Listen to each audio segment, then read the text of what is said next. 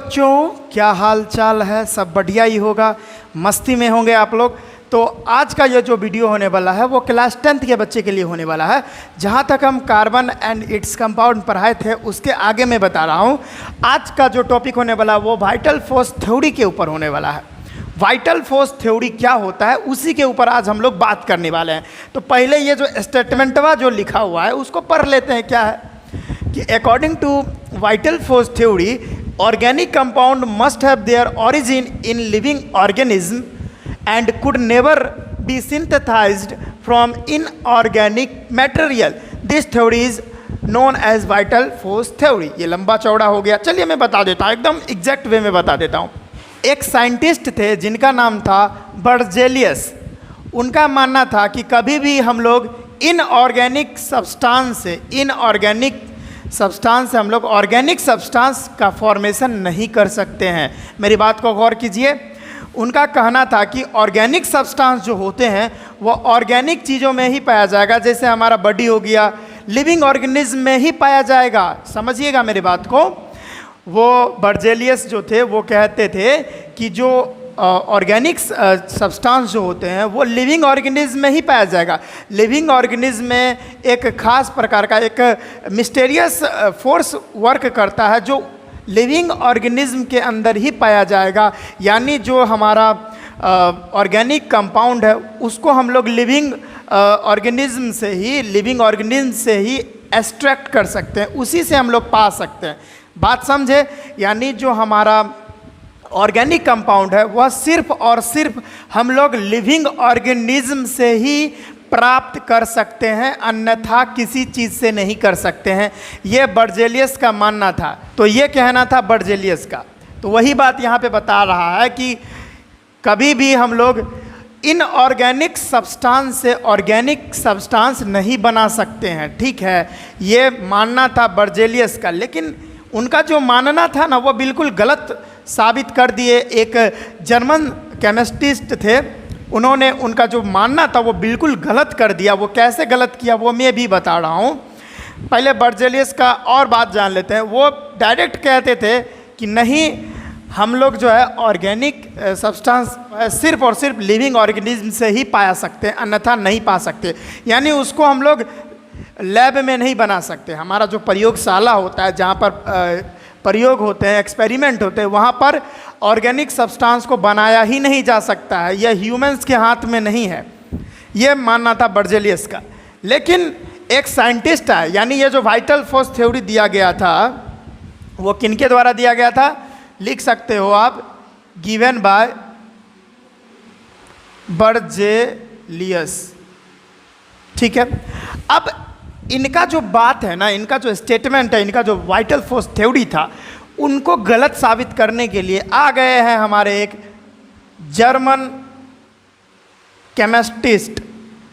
केमिस्टिस्ट आए और उनका नाम था फ्रेडरिक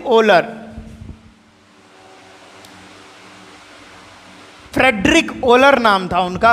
उन्होंने इस बात को, इस वाइटल फोर्स थ्योरी की नींव ही हिला डाली। कैसे भाई? इनका मानना था, बर्जेलियस का मानना था कि हम लोग लिविंग ऑर्गेनिज्म से ही ऑर्गेनिक सब्सटेंस यानी ऑर्गेनिक कंपाउंड हम लोग पा सकते हैं, इनऑर्गेनिक सब्सटेंस से हम पा ही नहीं पाएंगे। ये मानना था बर्जेलियस का। लेकिन भाई हमारे जर्मन केमिस्टिस्ट जो थे फ्रेडरिक ओलर, उन्होंने क्या किए देखिएगा। उन्होंने अमोनियम क्लोराइड का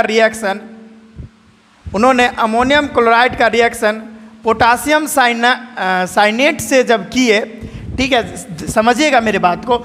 जर्मन केमिस्टिस्ट जो थे फ्रेडरिक ओलर, उन्होंने अमोनियम क्लोराइड का रिएक्शन जो है पोटासियम साइनेट से जैसे ही किए, तब यहाँ पे जो है ना, यहाँ पे रीअरेंजमेंट हो गया। यहाँ जो है NH4CNO का फॉर्मेशन हो गया।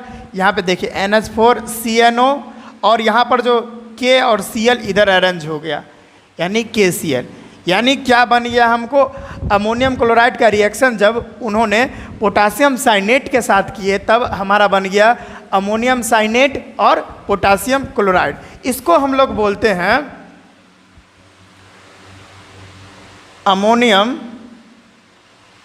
इसको हम बोलते हैं अमोनियम साइनेट। तो मेरी बातों को समझे, उन्होंने एक जर्मन साइंटिस्ट आए जिन्होंने बर्जेलियस के बातों को एकदम बिल्कुल गलत कर दिया कि उन्होंने अमोनियम क्लोराइड का रिएक्शन पोटासियम साइनेट के साथ कराए तो हमारा अमोनियम साइनेट और पोटासियम क्लोराइड बन गया। अब इन्होंने ये इस अमोनियम साइनेट को इधर रखे, यानी NH4CNO, इनको उन्होंने इधर रखा और इसको उन्होंने क्या किए, हीट किए। तो यहाँ पर इसमें जो एटम्स प्रेजेंट है वो रीअरेंज हो गए और उसके बाद जो फॉर्मेशन हुआ वो था NH2C double bond O NH2।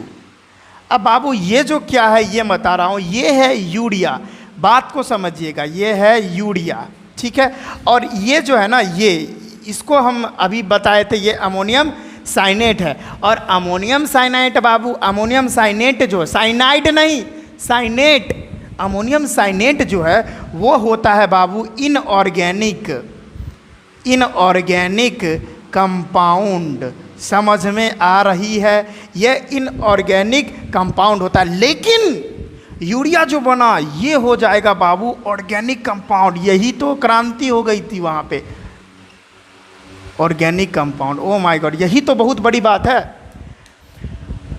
According to Berzelius, उनका कहना था कि ऑर्गेनिक कंपाउंड जो है इनऑर्गेनिक से कभी बन ही नहीं सकता है, लेकिन यहाँ पर उन्होंने इनऑर्गेनिक कंपाउंड से ऑर्गेनिक कंपाउंड बना दिए।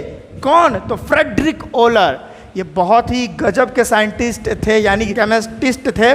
और उन्होंने यहाँ पे ये जो हमारे बर्जेलियस थे साइंटिस्ट, उनका तो पूरा हालत ख़राब कर दिया, उनका तो कथन ही गलत करवा दिया। उनका स्टेटमेंट जो था वाइटल फोर्स थ्योरी वो बिल्कुल गलत साबित हुआ, क्योंकि उन्होंने इनऑर्गेनिक कंपाउंड यानी अमोनियम साइनेट को उन्होंने हीट किए और उसके बाद यूरिया बन गया, जो कि एक ऑर्गेनिक कंपाउंड होता है। ये था इनऑर्गेनिक, यानी अमोनियम साइनेट था इनऑर्गेनिक कंपाउंड, और देखिए यहाँ पर ऑर्गेनिक कंपाउंड बन गया है, ऑर्गेनिक कंपाउंड।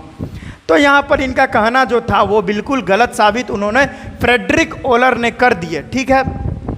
और एक क्वेश्चन आ सकता है आप लोगों के एग्जाम में कि वह कौन सा कंपाउंड था, ऑर्गेनिक कंपाउंड था, जो सबसे पहली बार फॉर्मेशन हुआ था, इनऑर्गेनिक से ऑर्गेनिक कंपाउंड बना था। वो पहला ऑर्गेनिक कंपाउंड कौन था? तो बाबू वो यूरिया होगा, यूरिया था, ठीक है, समझ रहे हो, यूरिया था।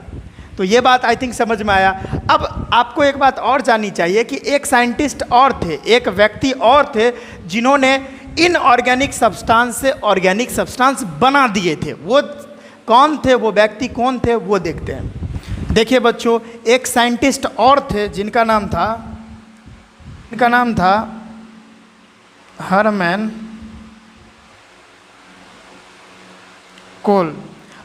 कोल। तो एक ये भी साइंटिस्ट थे जिन्होंने क्या किए थे, उन्होंने भी इनऑर्गेनिक सब्सटेंस से ऑर्गेनिक सब्सटेंस बनाए थे।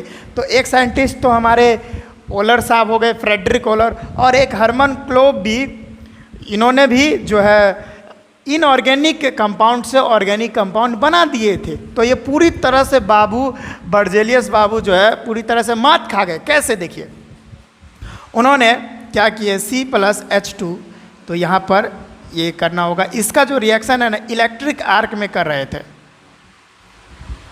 इलेक्ट्रिक आर्क बोले तो फर्नेस जो होता है ना, इलेक्ट्रिक फर्नेस आप लोग जानते होंगे, उसी में ये रिएक्शन हो रही थी।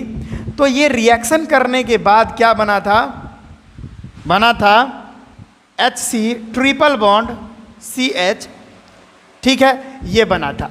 उसके बाद इसका भी रिएक्शन जो है H2O इसमें मिलाए थे। इसके बाद इसका जो नेक्स्ट रिएक्शन था उसमें वाटर के प्रेजेंट में और HgSO4 और उसके साथ साथ H2SO4 के प्रेजेंट में ये रिएक्शन हुआ था, तब जाके ये बना था CH3CNO, ठीक है। तो ये बना था। अब एक बात आप देखिए, ये जो चीज़ है ना, ये जो है ये इनऑर्गेनिक कंपाउंड है, यानी इनऑर्गेनिक कंपाउंड है। लेकिन फाइनली यहाँ पर बन क्या गया बाबू, ये जो चीज़ है ये ऑर्गेनिक कंपाउंड है, ये ऑर्गेनिक कंपाउंड है। जिस कंपाउंड में हाइड्रोजन और ऑक्सीजन पाया जाए, सॉरी, जिस कंपाउंड में कार्बन पाया जाए और उसके साथ साथ हाइड्रोजन भी पाया जाए तो और अच्छा है, लेकिन कार्बन मिलना निश्चित है, उसी को बोलते हैं ऑर्गेनिक कंपाउंड। यानी कार्बन रहना ही चाहिए, तभी उसको ऑर्गेनिक कंपाउंड बोलेंगे। तो देखिए इधर भी इनऑर्गेनिक कंपाउंड से ऑर्गेनिक कंपाउंड बन गया। तो बाबू बर्जेलियस जो थे वो तो पूरी तरह से मात खा गए, उनका जो वाइटल फोर्स थ्योरी था वो तो फेल कर गया, क्योंकि इधर इनऑर्गेनिक कंपाउंड से ऑर्गेनिक कंपाउंड बना लिया जा रहा है। तो इस तरह से वाइटल फोर्स थ्योरी जो है फेल कर गया था। यहाँ पर उनका जो कहना था बर्जेलियस साहब का वो गलत हो गया था। तो ये बात आपको आई थिंक समझ में आया होगा। तो यही था हमारा वाइटल फोर्स थ्योरी जो इम्पोर्टेंट था एग्जाम के व्यू से, यहाँ से क्वेश्चन फंस जाते हैं।